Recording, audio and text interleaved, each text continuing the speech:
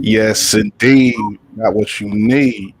This is the Running with War audio visual broadcast, giving you live frequencies all over the internet, talking about basketball and all types of beautiful things about the sport.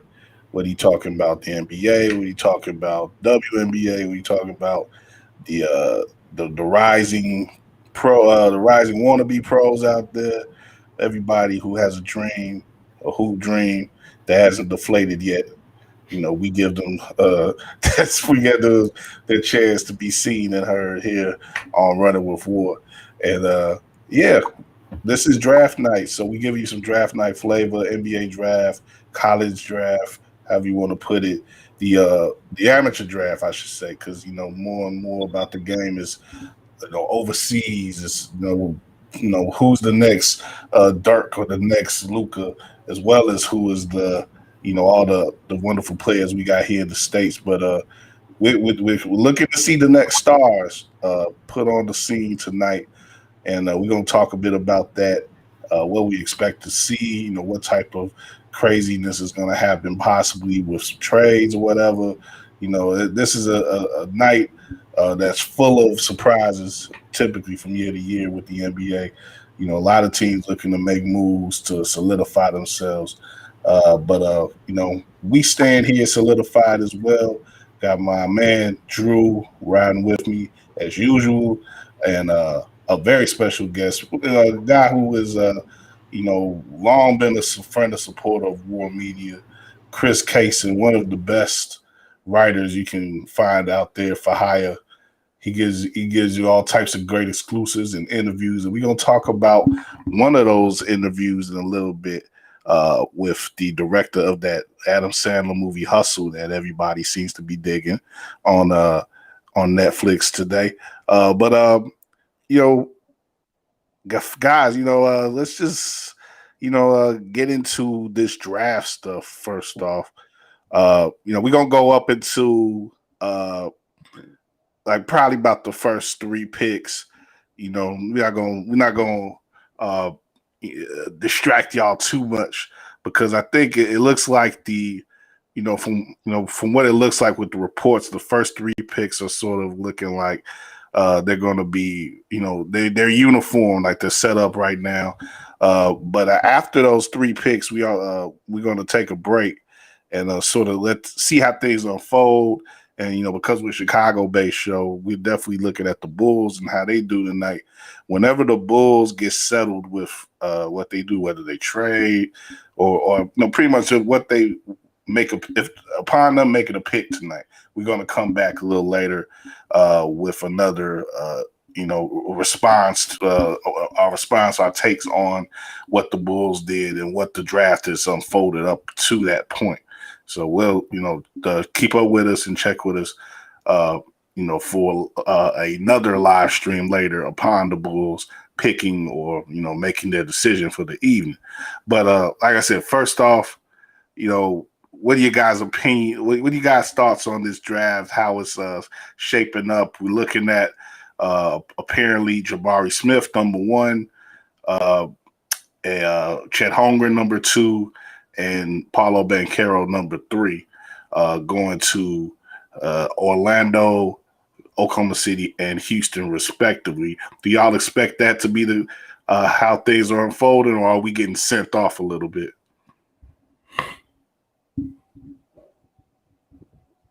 You can take it, Chris. Yeah, I do think the first three picks now are solidified in that order. You just look at like team needs. When you look at Orlando has been hoarding talent like over there like for the last couple of years. They have a really deep roster, and all it's about is developing now. And I just want to see, if you do bring a Jabari Smith over there, what happens to Mo Bamba. They also have Jonathan Isaac, who missed last year, also so another big over there. So one of those two guys like has to be expendable because they just paid Wendell. Wendell had a great year over there. You look at Oklahoma City, who can afford to take whoever. But Chet is an interesting prospect over there, especially with the talent they have over there. They're going to be a very fun team to watch. And it'll at least allow Chet the time to mature, get his body right. He needs to add at least like 40 pounds just eyeballing it. But I'm very intrigued. He's like the most intriguing guy to me because just looking at his build, his talent, depending on what situation he goes to, his career can kind of go either way. But Sam Presti and those guys over there in Oklahoma City, like there's no better place to get drafted at in that situation. And when you go to Houston, you got like a young nucleus now with Jalen Smith, Kevin Porter Jr., and now you add Paulo Banchero over there. He'll step right into the road that Kristen Woods vacated since he got traded, and they're going to be fun to watch. Also, they're going to get up and down. I imagine shoot a lot of threes and like put on a lot of highlights. But like just those three prospects right there, I'm so excited to see what happens, at the next level for them. Like because talent is one thing, but another thing that needs to be considered is fit and just the situation you're drafted to. But just those three organizations at the top, like they look like they're heading in the right direction. Go ahead, Drew. No, I was gonna say, kind of piggybacking off that idea, the Rockets are really intriguing to me. They're one of those teams that have multiple picks. So, regardless of who they take at 3, I'm wondering if they will try to package that 17th and 26th pick to try to get somebody else, maybe try to crack another top 10 pick out of there, or if they stay put and add some more pieces around what they already have. That's what I'm looking at with the Rockets specifically. But also just the fact that this draft seems to be kind of deep. I think I read somewhere where 50 players were sort of expecting to be drafted in the first round. It's only 58 spots. So it seems like one of those drafts where even if you're picking in the later half of that first round, you can still get somebody quality, which is why, when we talk about the Bulls, I'm very much in favor of them using the pick and not picking for somebody else. Another team I'm interested in is the Kings. There's a lot of talk about how this draft is going to start at 4. A lot of talk about Ivy and how the Kings already have Fox and already got Mitchell, and you add another guard to that rotation who's not the greatest of shooters. Like, what's that going to look like? Perhaps maybe they'll try to trade, move back, or trade and try to get a vet in there to pair with the two guards I mentioned and Sabonis. So it's a lot of intrigue and kind of like what you touched on earlier, Kyle. It's kind of like the draft starts with the Kings at 4. Right. And it starts too because, with Sacramento, you always have the possibility of them doing something off the wall that really makes everybody wonder what the hell are they doing. So yeah, that's when the draft is fun too, when you have those franchises who perennially just sort of jump out the window on the draft, like them and the Knicks and stuff like that. That's when the draft is fun. But definitely, I think storyline wise, that's when we could see some excitement come into some things, some variable start to come to the surface. And with that said, though, anywhere else in that top 13 or 14, do you see some guys in that latter part, or mid part, or latter part of the lottery that could really be a surprising pick or a type of transcendent pick potentially? Who can really make an impact potentially down the line? I think one guy that I looked at, and believe me, I'm not nowhere near a draft expert. I kind of just dabbled into a few people who were projected to be around where the Bulls pick, but someone like Tari Eason, who's been said to have top 10 potential, the forward out of LSU. Yeah. Pretty good athlete, kind of thin frame, 215, but a guy who led his team in scoring coming off the bench, was very good in getting in the passing lanes, pretty good defender. That seems like where he'll make his biggest impact once he gets to the next level. And kind of what Chris said about Holmgren, where he ends up could really dictate what direction his career goes and how good of a player he can become. A lot of talk about his catapulting type jump shot and what it can do to fix it, but he's already made some changes with his shooting stroke because there was at one point when he was with Cincinnati as a freshman where there were times where he wouldn't even put the guide hand on the ball, like he was just kind of just single handedly throwing it at the rim. So an athlete like that, I think always kind of catches the eye. I think there's a natural tendency to maybe look at him, especially if you're a Bulls fan and have been for a while, to kind of see him and also see a Tyrus Thomas type athlete or player. But I think he has the potential to be much more. Chris, what do you think of a cat like this Shaylin Sharp kid out of Kentucky, man? Like, you know, some people say they've seen him in practice and he's shown out, but that's all we have really to take from him is people who've seen him in practice because the kid, he reclassifies, goes into Kentucky early, but doesn't play a game for him this past year. You know, but people are potentially looking at him as as a mid lottery pick. I mean, if you're in that position, that's a big risk there. I think even like I say, you do the knowledge, of course, if you're a pro team and you have that's what you have your scouts for and everything. You looking at these kids from their sophomore year or in high school or even earlier, but uh, I don't know. Just what do you think about being about a player having a player like that being in the mix, and as a from a team perspective, what do you think that's gonna? What type of risk do you think that is on a night like this? I mean, he's one of those like those guys where we just talked about Chet, where he goes can easily dictate, what his future is. In terms of the wings that are in the draft, he's right up there in terms of like upside and just if you just view his highlight tapes alone in high school, I mean, he reminds me just a little bit of J.R. Smith, just in terms of explosiveness, but like very intriguing. Like it's hard when you don't have like any film.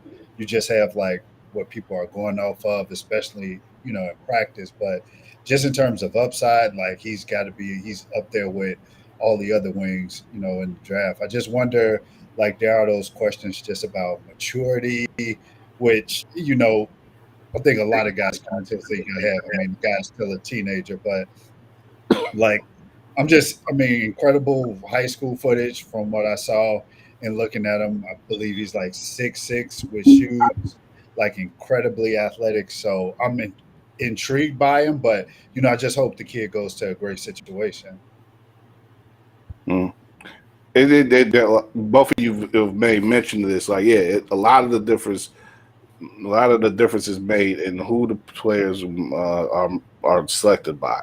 The player team matchup doesn't work. For some guys, they get selected by the wrong team and they have to they don't really come into anything in their rookie deal. Essentially, they got to go somewhere else to make a name for themselves. Some players are able to mature more over time. Some players never get off the starting block because of the team that they get on.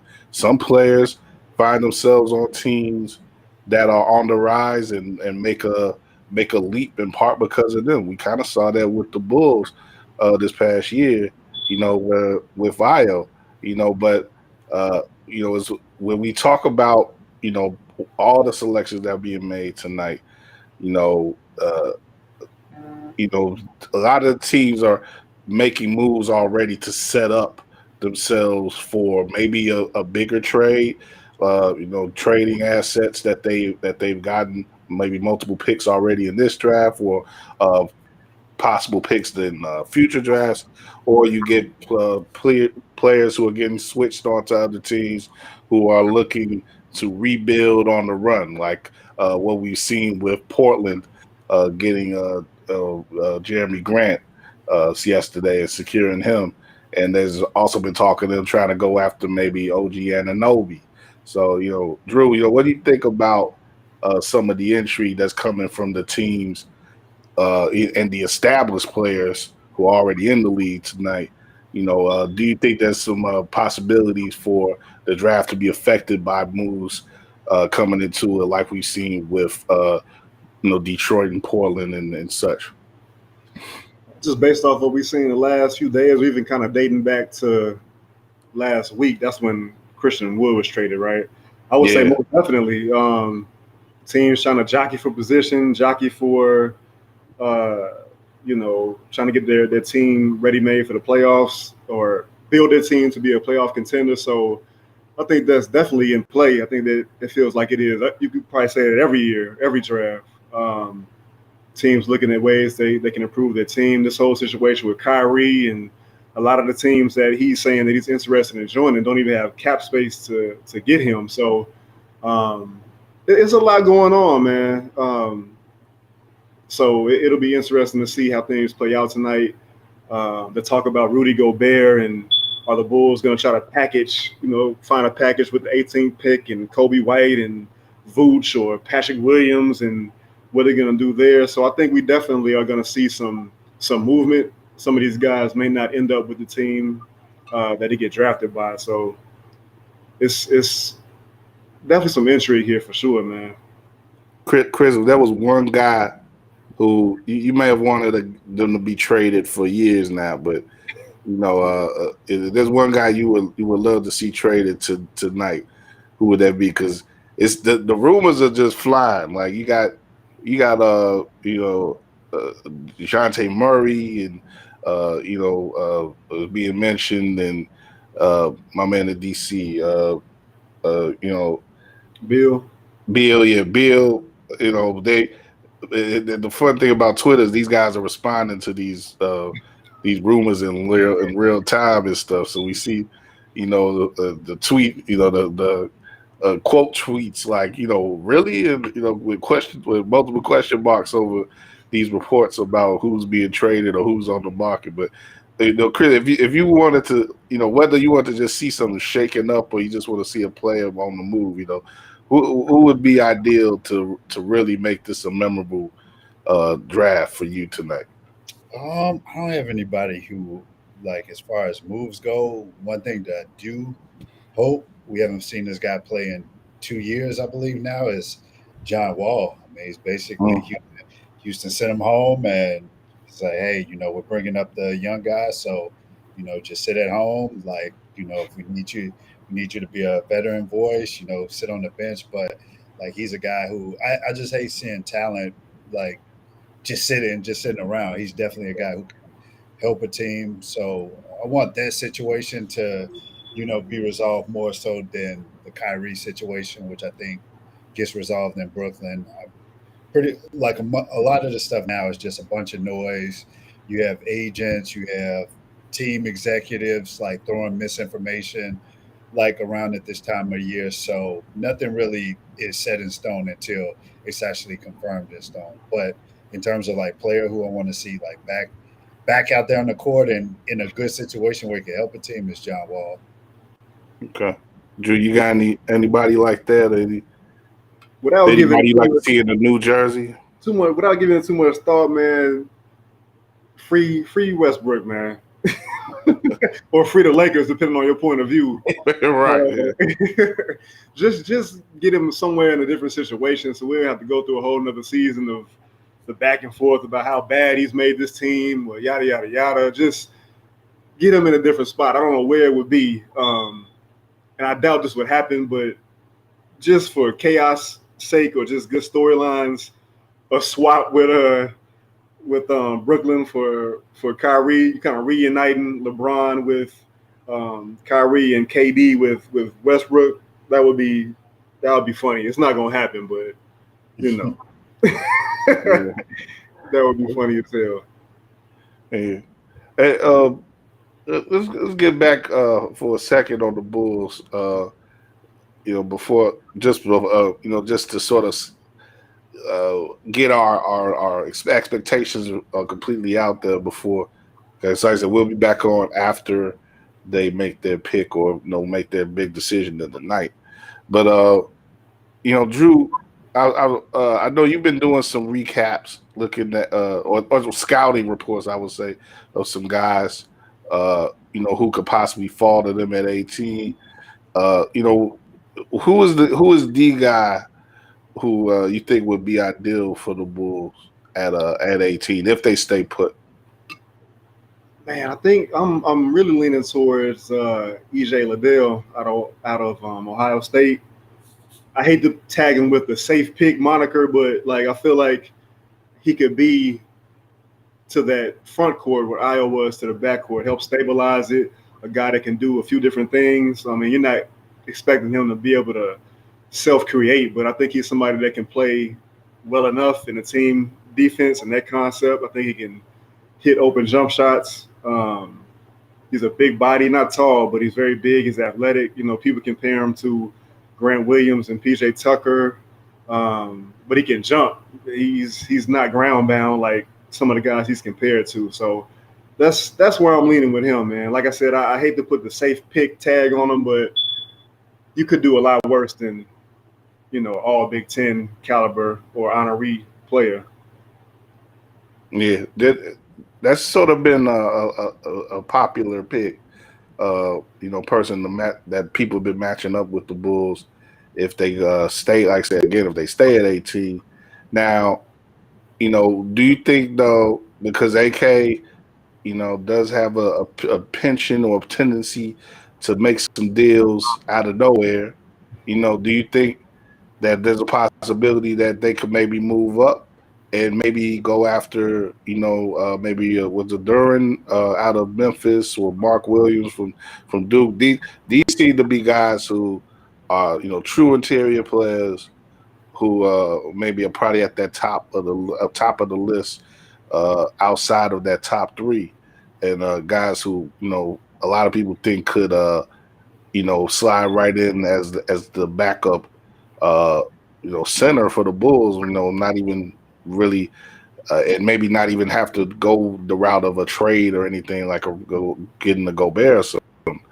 Do you think that would be more worth it for the Bulls to do? Maybe it'd be just better for them to stay pat and go, with the best player available at 18. As a Bulls observer, I wouldn't be mad if they traded up and somehow were able to get Williams or the kid from Memphis, Dwayne. But as even though those two players may have a higher ceiling than Liddell, I think again the Bulls they gotta extend that bench, man. They're decent from 1 to 6, 1 to 7. It's that 8th, 9th, 10th spot, 11th spot where they need more utility, and I think Liddell gives them that. He's more well-rounded than those other two guys you mentioned, even though they still do well for themselves if they brought one of those guys in, especially Williams, who you said is a hell of a shot blocker. Seems to be one of those guys that can play down low, but also step out and hold his own, guard the perimeter on, teams nowadays run pick and rolls to death. So he would help him in that regard. But I'm just really kind of stuck on Liddell in terms of the group of guys who seem to be pegged to be in that 18 range that the Bulls are going to be picking in. So that's kind of where I'm at with it right now, going for the guy who can do more, but maybe not have as high of a ceiling. I got a question. So I was just talking with a friend because we're talking about the draft. Realistically, how close are the Bulls to, like, we're not even talking about making play. We're talking about competing in the Eastern Conference, to go to the finals. Like, how close do you feel this roster as constructed is? And, like, do you draft based on that? Do you draft based on looking at who can help us 2 to 3 years down the line from where we're at right now? Or are you trying to pick somebody who's like, all right, we feel we can contend? Like, y'all thoughts on where the Bulls are in terms of realistically competing in the East, and like how that should be factored into drafting this pick if they stand pat at 18. You take that, Kyle. I think the spot that they're in right now, because they're a solid playoff team who, you probably not going to see the betting favorite again for the East winning at all in the East. I think you just go with the best player available, and position yourself uh, to at that 18 spot. Just see who falls, and who try to, because you're most likely looking at a rotation player anyway. Especially at 18, you're not really getting anybody who you're gonna put over Nikola Vucevic if he stays around. You're not likely getting anybody who's gonna even start over P Will. So just get you the best player that you can get. Ideally, someone who can shoot or who could defend multiple positions, as many front court positions as possible, because those are two places where you were weak. And yeah, and roll the dice. And with that said, too, we're talking about depth and adding to it. That opens the possibility too of there's a couple teams in the first round beyond the Bulls who have multiple picks, so you can put yourself in position to maybe do a deal.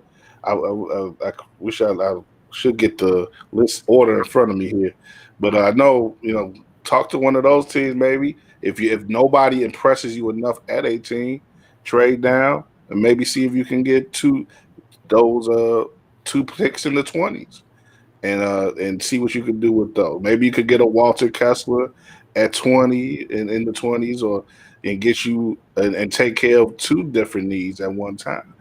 So I think it's just I like the position that the Bulls in regards to the draft. Now I know what you're saying. Like they you got to be wary of where they are overall.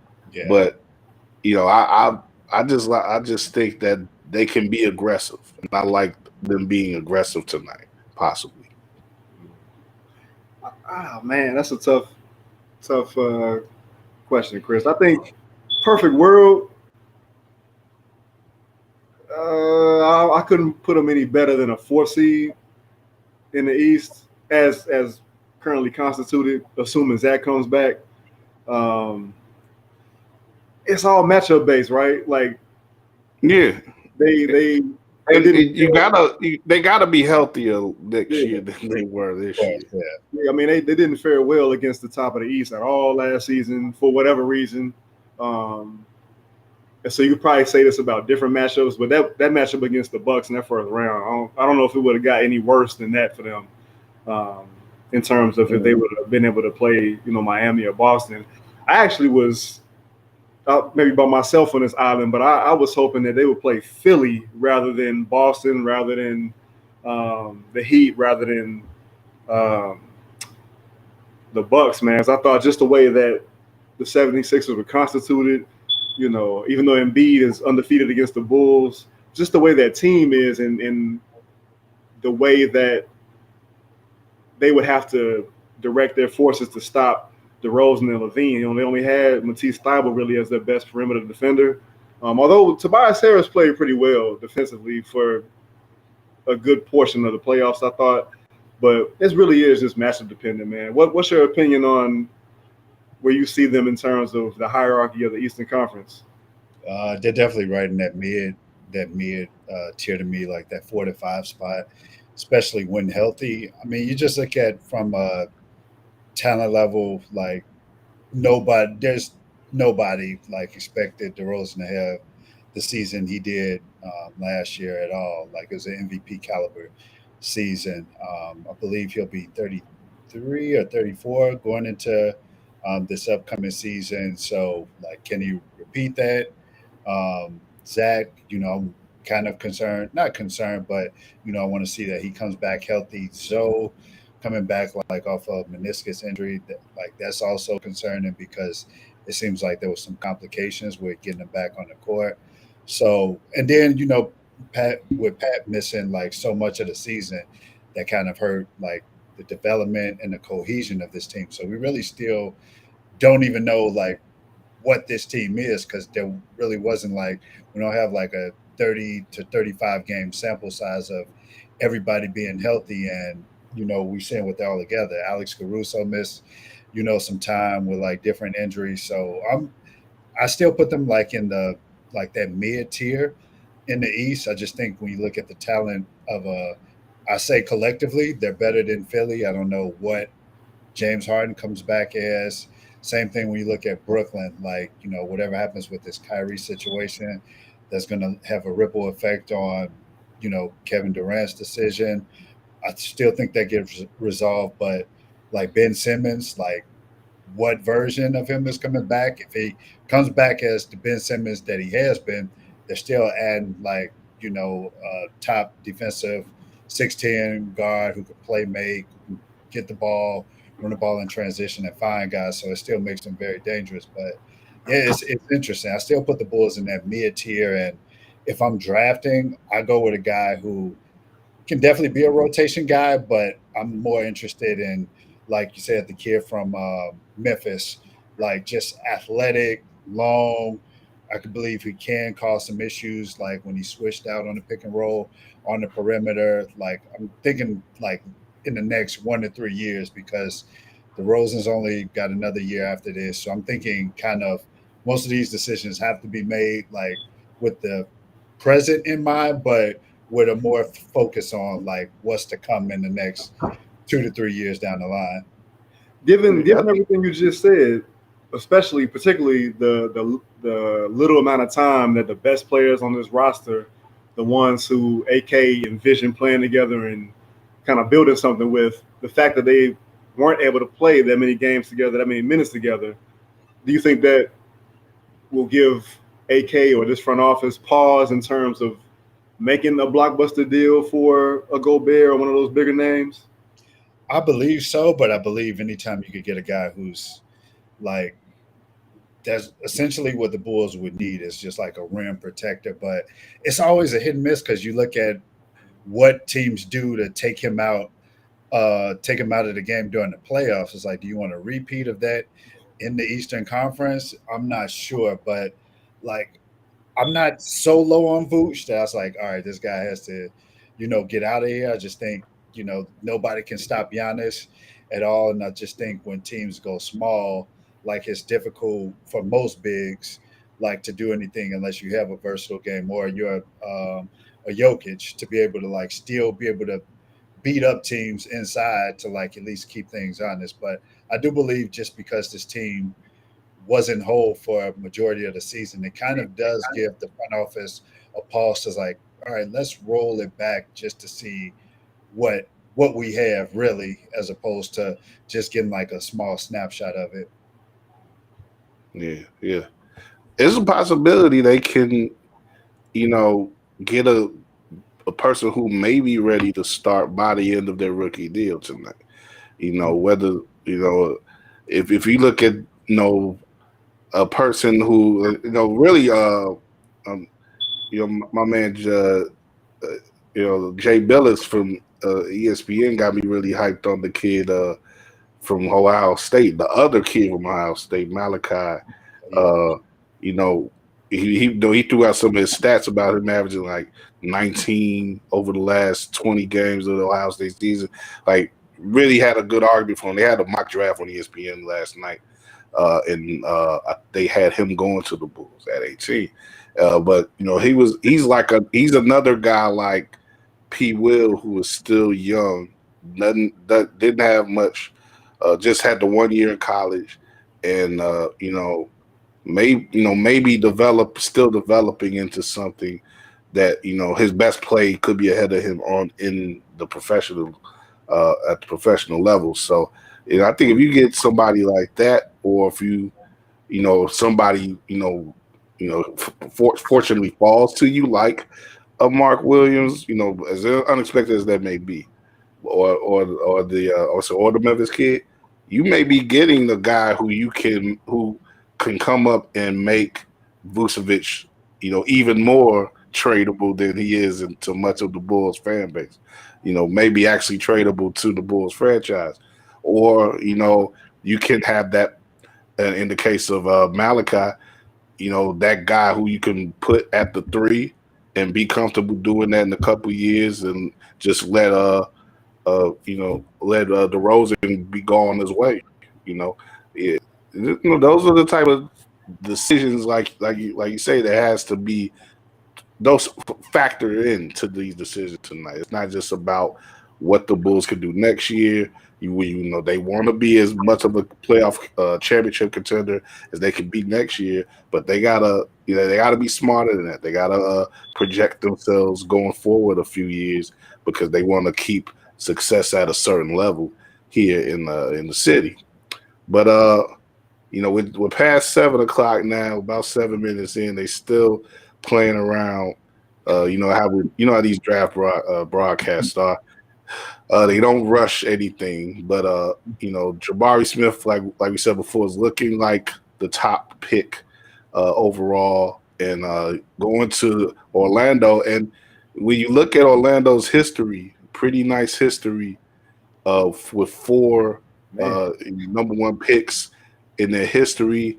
They kept three of them, and three of them, all three of those guys who they picked and kept at number one, Shaq, uh, Penny Hardaway, and Dwight Howard all helped them get to the NBA Finals, and the fourth guy winds up being a Hall of Famer anyway. He just didn't do anything for Orlando. That's of course Chris Webber, but this could be another big time cash in for Orlando, and we'll see. Like I say, it should be playing out just the way everybody's expecting. But Chris or Drew, either one of you, do you think that what type of player do you expect Jabari Smith to be right away? At least number one picks come in all sorts of flavors.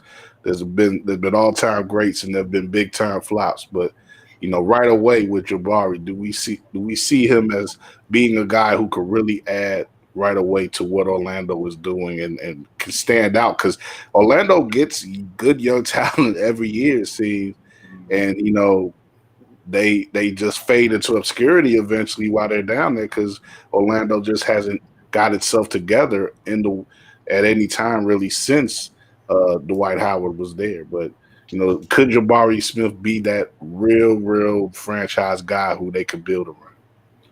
I think so. I think people are obviously labeling him as the best player available in this draft.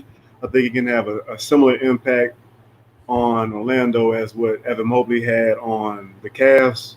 Maybe just in different ways. And they also have, he's not coming in to, like Chris said earlier, he's not coming into a completely barren situation. Like they've got some good pieces there, man, with Cole Anthony and Wagner and Wendell Carter Jr., depending on what goes on with Jonathan Isaacs, if he's able to come back and actually get on the court. So I think he's set up pretty nicely. Oh, well, wait. We got to scratch that. It's Paolo Banchero is selected with the first overall pick. So, this is how these things go sometimes, man. The story, everybody thinks one thing is going to happen, another thing goes in, and the team is just there waiting to send everybody off. But one thing that this is how you got to pay attention to these things. Vegas was shifting the odds quite a bit towards Banchero. Like he was like plus 1,500 like a week ago. He went down to like plus 2 something, as it was meant that you get less money if you put a bet down for him to go number one. The odds were getting more in his favor that he's going to be that guy. And I guess people, they knew something that we didn't. That's why we dealing with money. That's what you better know what you're talking about. So do the Thunder take Smith Jr. now? Yeah, that's a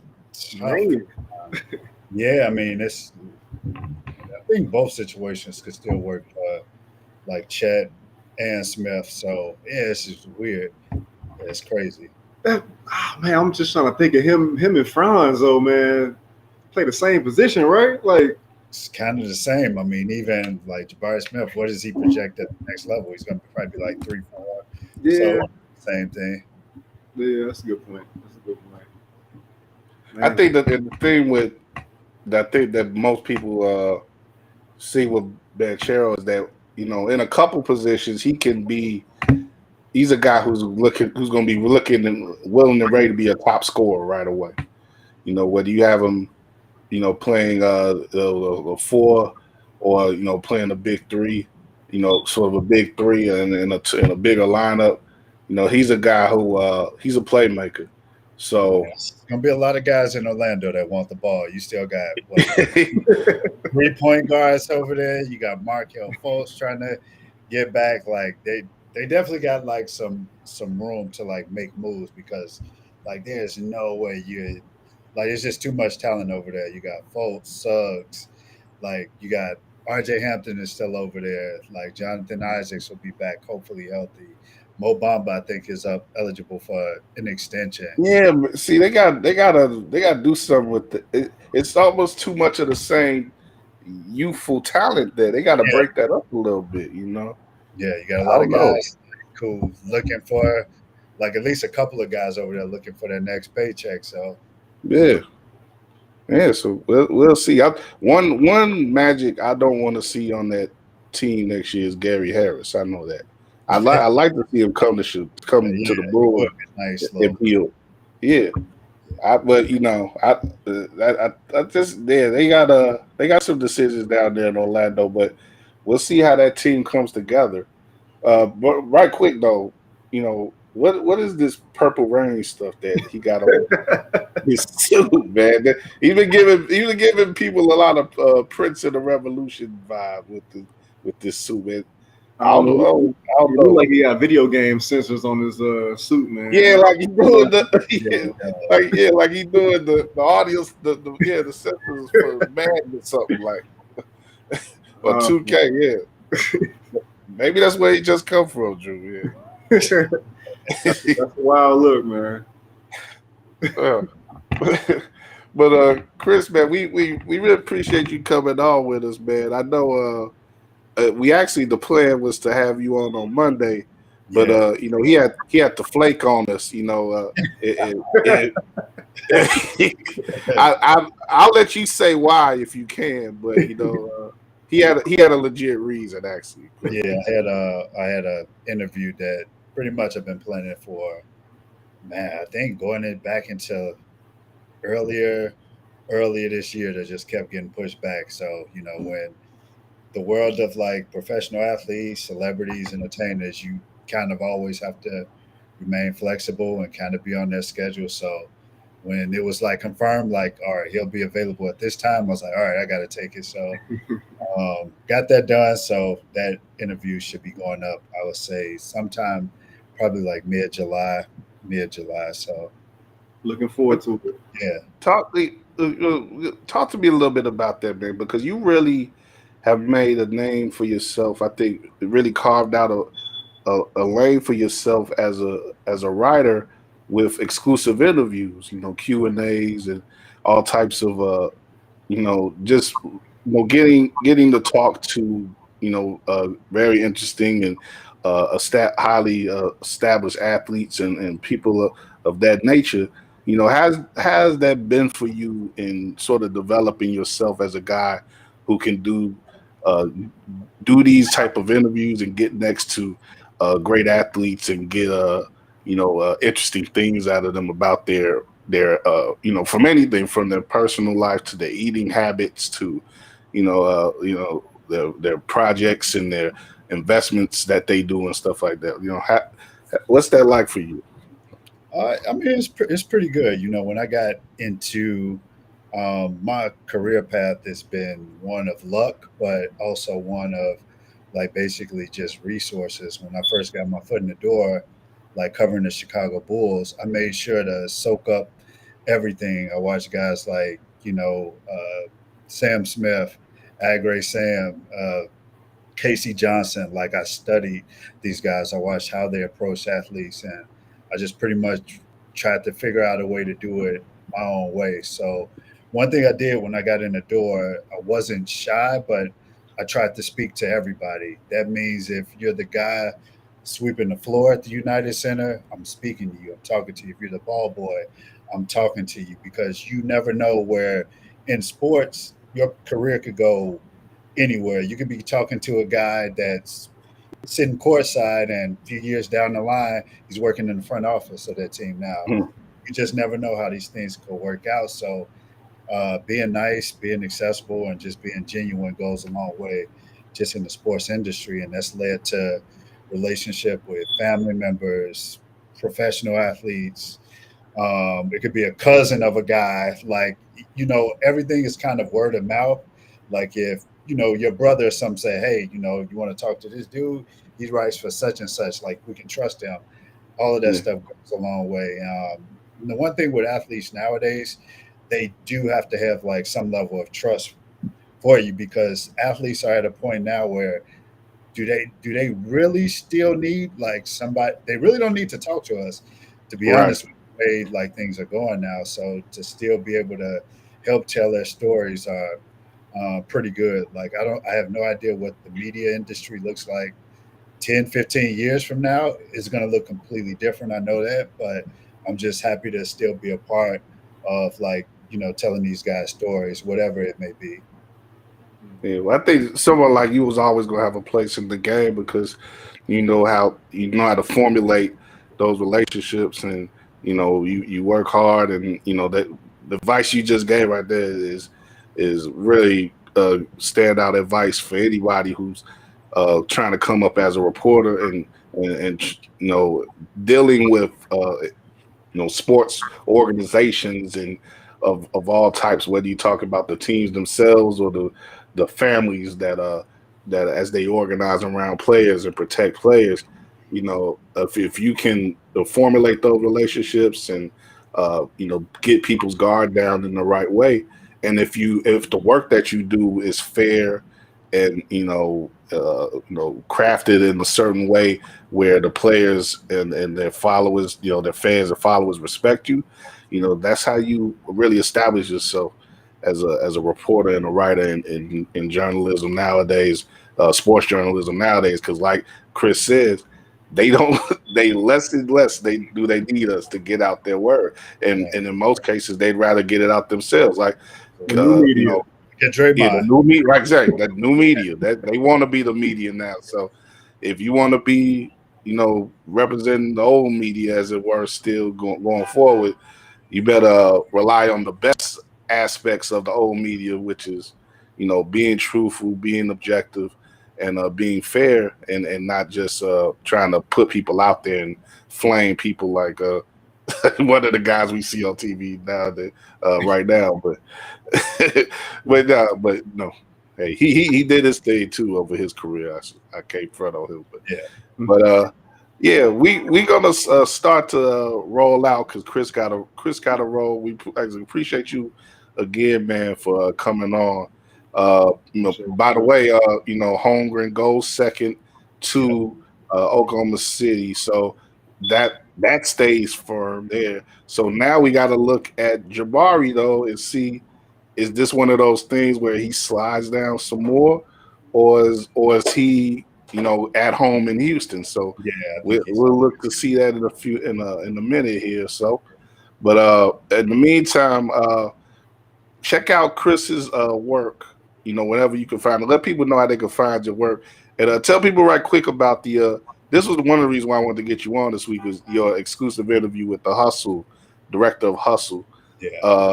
Tell people how to check out that post in particular. Oh, Def- sorry, story, I should say. yeah, definitely. So Netflix has an online publication called Netflix Q.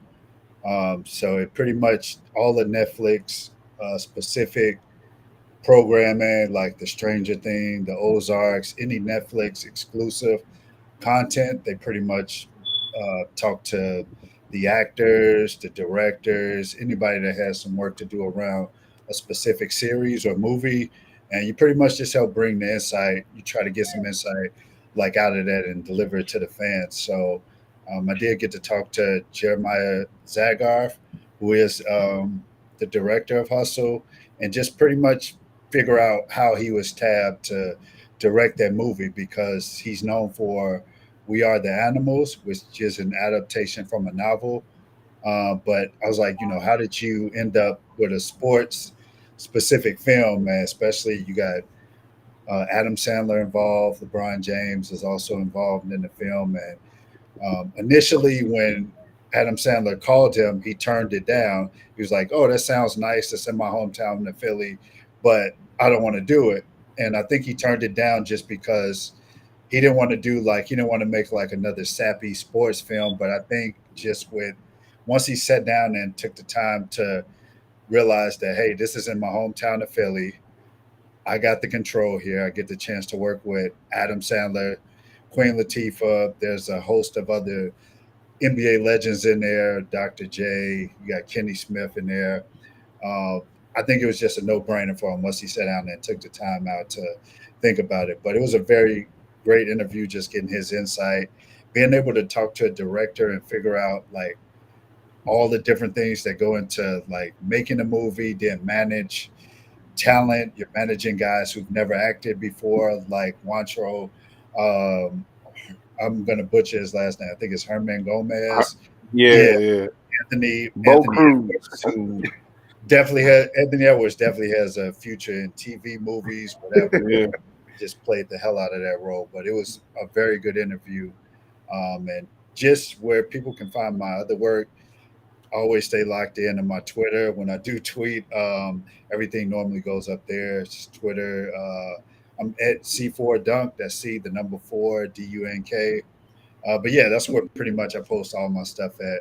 And stuff goes up like just randomly just because of how it's published. Like I talked to a certain NBA point guard, like when I had to cancel, that'll probably be coming up like July, hopefully like sometime around the summer league is what I'm presuming. But I'm always working, man. So I'm either writing something or something's getting ready to come out. So I'm just staying busy. definitely, man. You set a great example, man. We love to see you do what you're doing and keep on thriving like you do, man. I'm But trying, man. I gotta keep these lights on. that's yeah, definitely. But Jabari Smith won't have trouble keeping the lights on. He's been selected number 3 now, so None of these guys we gonna have trouble. yeah, no, none of them. So, yeah, we should definitely be confident that. Although some brothers have made it a challenge to throw away the NBA Yeah, fortunes that they got, but I think the brothers are a little more educated nowadays. a lot more educated. Yeah. Yeah, but yeah, Drew, man, right quick before we sign off for this session, let everybody know about your new endeavors. We like to guys away from I need to, what I need to do, but I is co-host another show now. Yeah. Me and Matt Gentile co-hosting the Rebuild the Bull podcast.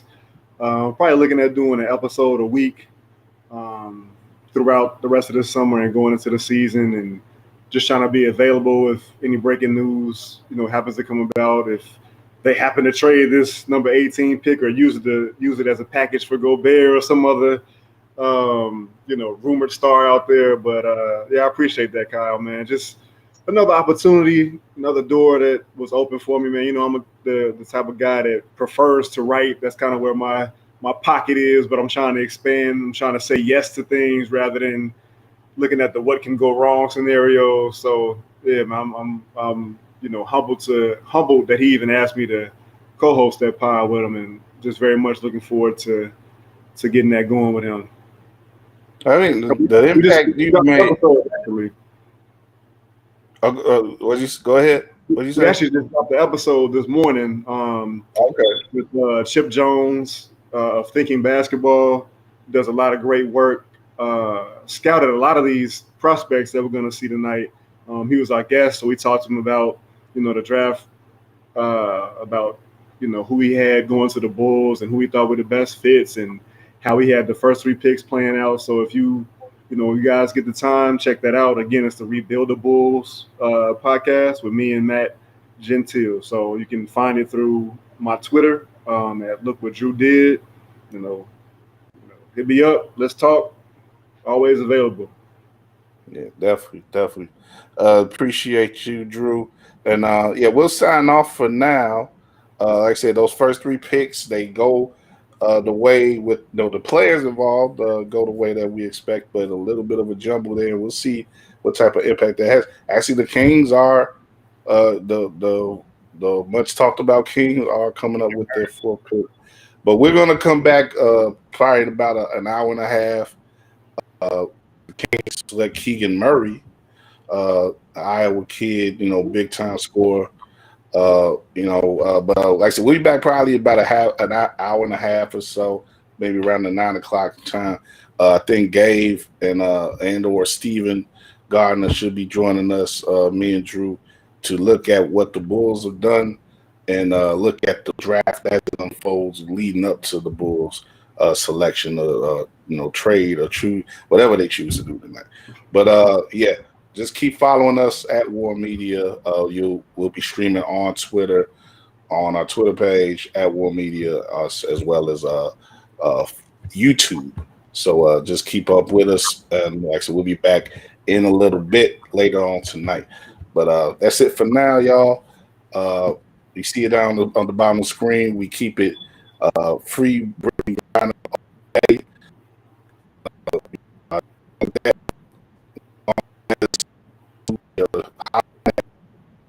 Just